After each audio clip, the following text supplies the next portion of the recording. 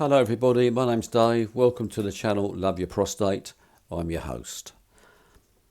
This is the channel where we talk everything relating to BPH, which stands for Benign Prostate Hyperplasia, which basically means you've got an enlarged prostate and it's not due to cancer. This is a short clip just to remind you to watch episode 2, which will be coming up soon, in which we discuss the medications and things like that, surgical things, herbal remedies that you can use to treat BPH. I think you're going to find this episode 2 really useful. If you do decide to go down the route of surgical, it's going to be really helpful to know when you go and see your doctor what options there are out there. There's quite a few now, funny enough, and I'm going to tell you all about them. Some of the early ones I'm also going to talk about, and I've got to be honest with you, if they're offered some of the early ones to me, well, I suppose it would depend how bad you are, but I'd have to say, I'm not too sure about that. But some of the latter ones I will definitely be interested in. So that's all coming up in episode 2. Also, I'm going to tell you about my little story, which I also referred to in episode 1. I had a total knee replacement, and after the operation, my bladder just refused to work. So I left hospital with a catheter in. Very worrying. I thought my bladder was never going to work again. In actual fact, it is. It's working fine now. And I'm going to tell you all about that as well in episode 2. So make sure you don't miss episode 2. To make sure you don't miss it, if you subscribe to the channel, you'll be notified when we release episode 2. So please subscribe. And if you like what you're watching episode 1, please give it the channel a like. It's really, really helpful. So that's all from me. Take care. I'll see you next time. In the meantime, I love that prostate. Right, now, I'm going to sit down here. I'm going to enjoy my wood burner. I've got a cup of tea, decaffeinated of course. And I'm going to sit down here until such time as my wife calls me up for dinner. It's just starting to get a little bit dusk out there. So I should have an hour or two yet, I reckon. All the best to you. Welcome to Love Your Prostate, episode 1, the layman's guide to BPH. My name's Dave and I'm your host. This channel is dedicated to men diagnosed with BPH, which stands for Benign Prostate Hyperplasia. This basically means you have an enlarged prostate and it's not due to cancer. I just want to stress that it's not due to cancer. Now, I want to start off by clarifying a few things. I am not a medical person. I have had no medical training whatsoever. But I do have BPH and I've had it for a number of years, so I do have some idea of what I'm talking about. So the hope is, unlike most of the other channels out there talking about BPH, we should be able to understand each other, and because I'm a fellow sufferer, I will be dealing with issues that I know you are going to want to hear about. Number 2, this channel provides information and no more than that. The views are mine and mine alone and should not be taken as being medically correct. Number 3, never change your medications without first seeing your healthcare professional. And number 4, this is the most important one of the lot. If you're watching this video because you have problems with your waterworks and haven't seen a doctor, it's really important you do so immediately. The chances are it will be nothing serious, but if it is cancer related, you need to get treatment as soon as possible. With early treatment, the outcome is usually very good, but delay at your peril. Remember, early diagnosis, early treatment, outcome usually good. So please see your doctor without delay. Make that appointment, go and see him. Now that's out of the way, we can get to grips with this video. So, what's this channel Love Your Prostate all about? Okay, so I'm assuming because you found this channel, you've been diagnosed with BPH. Well, as I've said, this is the layman's guide, so we are going to be talking in layman's terms, no doctor speak. Over my time with BPH, I've spent hours researching on the internet as best I can to help myself, and I do mean hours and hours. And between that and seeing consultants and my own research, I've learnt an awful lot. I really have gained an awful knowledge about BPH. You see, the thing with me is I can't just take what I'm told. I have to know the ins and outs. It has to be really clear in my mind for me to accept what I'm being told. Otherwise I can't take medicines, etc. without knowing exactly what they're going to do. You know, I'm just one of those people who takes things apart to see how they work. That's just me. I can't always get them back together again afterwards, mind you, but there we go. A while back, someone I know very well came up to me and said, Dave, I know you've got BPH. I've now been diagnosed with BPH. Can you give me any advice? And I said, well, I can't give you advice. That's for a doctor to do. But I can tell you all I know about BPH.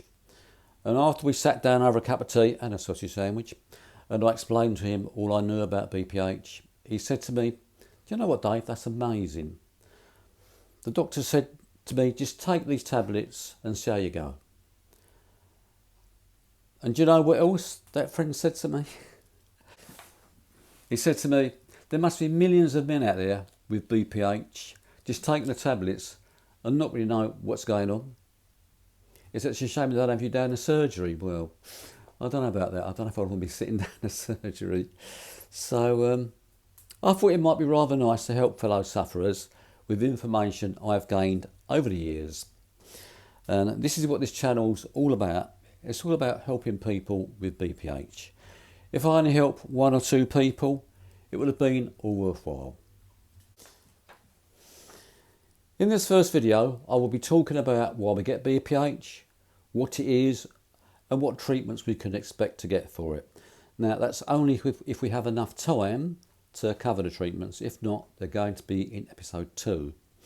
And at the end of the video, some simple things you can do to help matters. Now, I want this channel to be interactive. There's so much information out there, and I want your personal experiences. So please, in the comments section that's underneath this video, I want you to leave your story. And by that, I mean things like, how long have you had BPH? What medications are you on? How they worked for you? Were they useless? Did you have side effects? Like growing breasts, apparently. Apparently it does happen. Equally, you may have found some other means to treat your BPH. Maybe it's herbal medications. I use herbal medications myself, and I'll talk about that in video 2. And of course, there's surgery. Dietary can also help, cutting out certain foods and drink that are known to irritate the bladder. Your interaction is a major part of this channel. Without your comments, we're losing a wealth of information to pass on to our fellow man. I can't stress it enough, this channel is to help people. The doctors do their best, but their time is limited, and if you live in the UK, you'll know exactly what I mean. Okay, let's talk. What is BPH? There are lots of videos out there that have excellent graphics to describe BPH. But to save you searching for them, I'll give you the lowdown. Now, when men reach 40 and onwards, their prostate may start to enlarge. And by the time we reach old age, you'll find most men will have some degree of BPH. So I hear you saying, what happens, what causes it? The truth is, no one knows. It's just one of those vagaries of life. Now, I think it might be helpful if we learn a little bit about the male urinary system. So I'm going to put up a graphic to explain the workings of the male urinary system, and we'll go on from there. This is my own diagram. It's drawn by me, and it's not to scale, and it's probably not anatomically correct. I think that's the correct pronunciation. It's not really that important, but it's more than good enough for us lay people to understand. Now, I really do find the human body absolutely amazing. If we look at the diagram, the blood in our body carries everything the body needs to live. Just about everything goes via our blood. As it goes around, it gives off these life-giving properties to every part of our body, and in return collects the toxins and waste products that the body needs to get rid of. If the body can't get rid of these toxins and excess water, we will become very ill and die. This is where the urinary system comes in.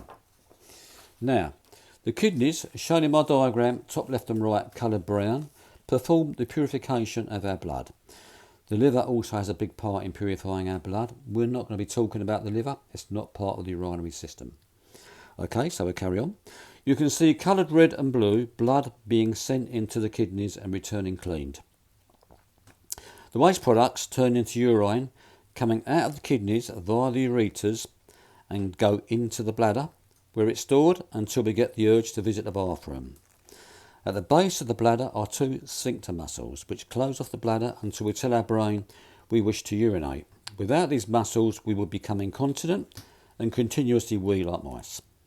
The brain sends signals to the sphincter muscles, red on my diagram, just under the bladder. You might not be able to see them, but trust me, they're there. To relax, thus allowing our bladder to squeeze the urine out. The urine passes into the urethra, goes through the prostate and out via the penis. Some interesting facts. The male bladder holds between 500 and 700 ml of urine. Women, by contrast, their bladders are smaller and hold up to around about 500 ml. As the bladder fills up with urine, it sends signals to the brain to warn us you need to find a toilet. I call this the tipping point. It's not a medical expression. I've made it up myself. This happens at approximately 150 to 250 ml of urine. As the bladder continues to fill up, we get more severe urges until we eventually empty our bladder. This done by our brain sending signals to our bladder to relax the sphincter muscles, thus allowing our bladder to squeeze out the urine. The urine passes down the urethra. That's the name of the pipe that goes from the bladder through the prostate and out via the penis.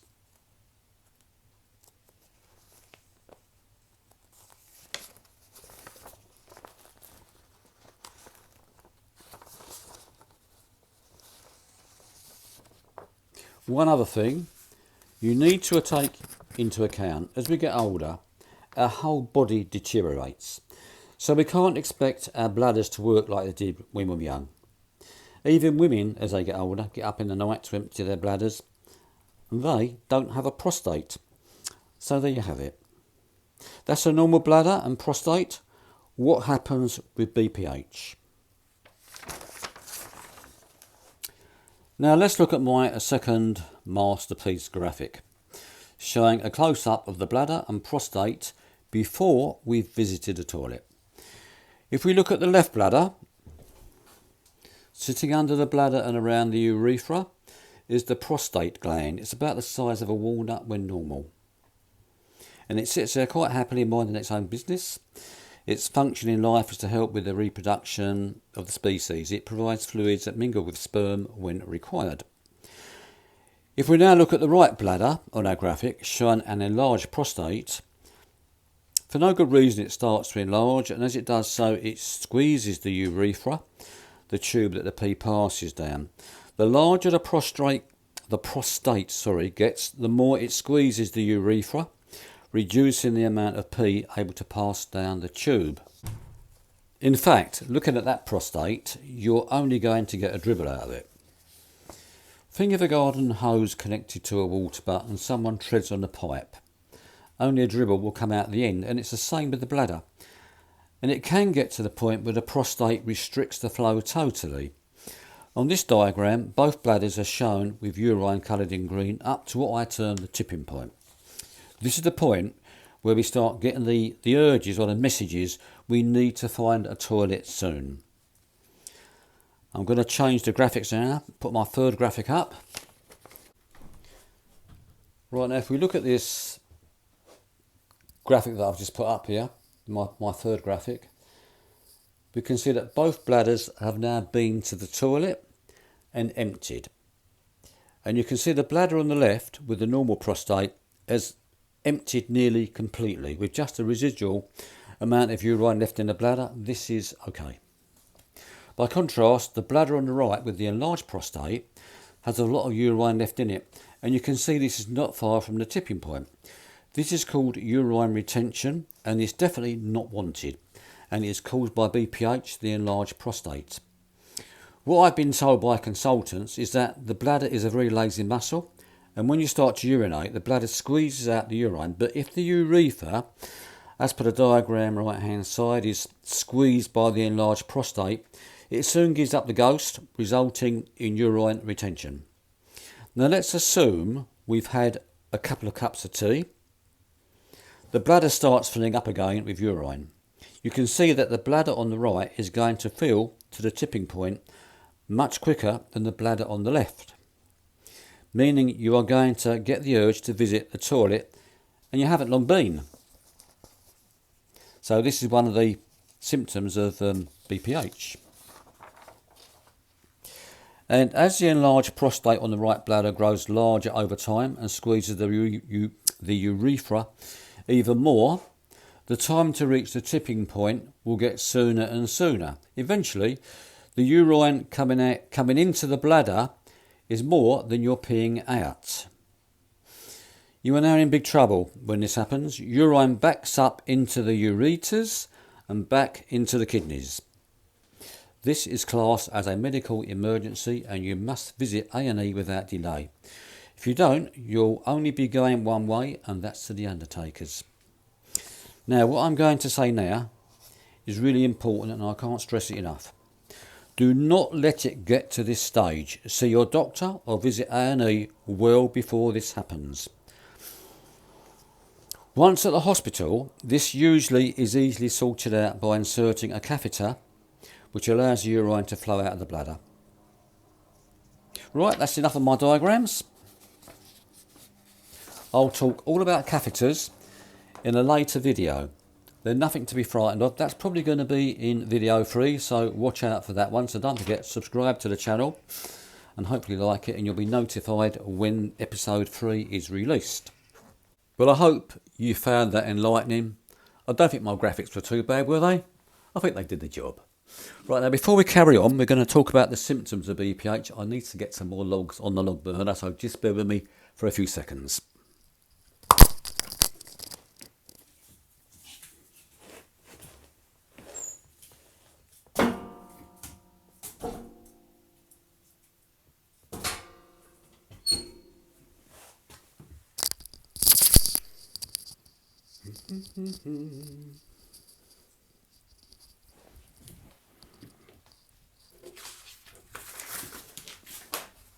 Right, I'm sorry about that. Right, now the symptoms of BPH. There aren't many, but they are a real nuisance. Trust me, they really are. You may find the urge to have a pee without any warning, and you will need to go. You can't hang about. Visiting the bathroom more often, and that's probably due to urine retention, which we spoke about when we looked at the graphics. And getting up during the night many times. These are the main symptoms. These are the main symptoms. I'll also be explaining what can happen to your bladder after anaesthetics. For example, I had a total knee replacement and my bladder refused to work afterwards. All okay now, but very worrying at the time. No one tells you these things. I will tell you the whole story, and that's all coming up in episode 2. So, and that'll put your mind at rest. So if you're going to have an operation, make sure you watch episode 2. This will really put your mind at rest. I'll tell you what happened to me, and I'll tell you how I got over it. And truthfully, it's nothing to worry about, but it is worrying if you don't know. Please subscribe to the channel to make sure you're notified when I release episode 2. And if you can like the video, that's tremendously helpful to the channel. How do you know you have BPH? There's only one way. Your doctor will have carried out tests on your prostate, and the results will enable your doctor to diagnose your condition. If you're wondering what these tests are, I'll go through them with you now. The doctor will order up a blood test to measure your PSA, which stands for prostate specific antigen. Depending upon the results, further tests may be necessary. The doctor may well insert a finger into your anus, that's your bumhole, and feel the size of your prostate. This is the only way you can feel the prostate is via your anus. If it feels okay, then all is normal and you'll probably carry on with medications. If it feels enlarged, he may order up a biopsy of the prostate, where a very small piece is taken for examination. There's a very important thing to remember here. It's important not to have your prostate examined before carrying out a PSA test, as it can alter the score. So if the doctor says to you, hop up onto the couch, drop your pants, I'll examine your prostate, you need to stop him. Now, as we all know, doctors get the right ump if you try to tell them anything. But say something along these kind of lines. Will that not interfere with my PSA test results, doctor? And he'll probably say to you, yeah, it might well do. We won't do that. We'll do the PSA first. So remember, it's always PSA test first, finger up the bum second. Now, I said I would talk about treatments, but this video has gone on a lot longer than I anticipated. So that's all to go in episode 2. So before I go, please subscribe to the channel. And if you've enjoyed the video, please like it. It's really helpful to the channel. It basically tells Google that the videos are worth watching, and it will promote them. It's a bit like a chart, really. You know, the top of the pops chart. It gradually raises it all up. So that's so helpful to the channel. So please do that if you can. I said I'd give you some tips before I went. And one thing every doctor and consultant will definitely tell you, if they don't, they're not doing their job properly, and that's cut out caffeine. Caffeine is a big irritant to the bladder. It really does. I only drink decaffeinated tea. Hence, what I have here is decaffeinated tea. That's all I drink. I used to drink a lot of beer. Well, not a lot of beer, but I used to like a glass of beer. That also irritates my bladder, so I don't drink beer much now. But you know what? I do find wine doesn't irritate my bladder, so I've gone from beer to drinking wine. Not bad. One other thing, before you go to bed, I don't drink for about 2 hours before I go to bed. So if I'm going to go to bed at 10 o'clock, I won't drink anything from 8 o'clock onwards. And by doing that, I find I can actually get sleep right the way through. I don't wake up to about 6 o'clock for a week. Now, strangely enough, and I don't know why this is, before I had my knee replacement, I would definitely get up once or twice in the night. Now I don't. So I'm going to talk an awful lot more about that in episode 2. So please make sure you subscribe to the channel. You don't want to miss it. There's another thing you can try. I was told this by the last consultant I saw. He said, before you go to bed, try double voiding. I said, double voiding? What on earth's that? And he said, well, what you do, before you get in bed, you go to the toilet and you have a pee. And basically what happens, or we think this is what happens anyway, is that the bladder does its job. It squeezes out as much urine as it can, and then it has a rest. Now, if you stand there for a few minutes and then give it another go, the bladder has forgotten what it did a little while ago, and it has another go, and it will try to squeeze some more out. And if it does, you'll probably get a decent night's sleep. There's another thing I want to cover here as well. I'm going to read this because I can't remember it all. I used to love watching my grandchildren play football on a Sunday morning. But the places I used to play at were just fields. They rarely had toilets, and they weren't always bushes. So it could be a bit awkward. So before I went, I would eat 2 slices of toast and then have a cup of tea, and off I would go. And I would avoid drinking anything whilst I was in such places until I got back home and there was toilets to hand, and then I'd catch up on my drinks. It may not work for you, but it worked for me. Well, that's it for this video. I'm just going to check in my notes. I don't think I've missed anything. In the next video, we're going to talk medications. We're going to talk about medications a doctor or a consultant is liable to give you. We're going to talk about herbal medications. And I said before, I take herbal medications. That's all I take now. And it seems to work for me. And we're also going to talk about surgical procedures. Now, I think you'll find this really, really interesting, because if you do decide that you need a surgical procedure, it's so much better to be pre-armed before you see the consultant. So when you go and see him and he starts talking about things, you'll be in a position to ask questions, and you'll say, what about so-and-so? Is that available on the NHS? Now, unfortunately, a lot of the modern surgical procedures are not available on the NHS as far as I know. They may be where you live, but they don't appear to be around here. And some of the earlier surgical procedures, I'll go into this as well, I've got to say, if they were offered to me, I would probably go, I don't know if I fancy that. I think I might decline that. But some of the latter ones, I would certainly be interested in learning more about and probably having. So that's all coming up in episode 2. So please don't forget to subscribe to the channel and you will be notified. Well, that's about it from me. So thank you for watching. I hope you've got something from this. I really, really do. Don't forget, it's all about helping people. So I'm going to leave you with that, and hopefully I'll see you when we release episode 2. Well, that's just about it from me. The fire's going out. It's going to get cold down here. It's just getting dusk outside the cabin.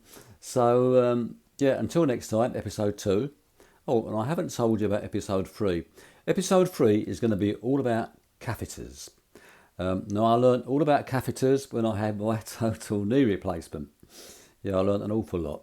They're also another good way of treating BPH. You might think, oh, catheters, what that's all about. It's not as frightening as what it seems, honestly. And it might just be right for you. So yeah, don't miss that one, episode 3. So I'm going to call it a day. Finish your cup of tea. Wood burner's going out. I can't be putting no more wood in it. So that's it from me. So take care. And until next time, love that prostate.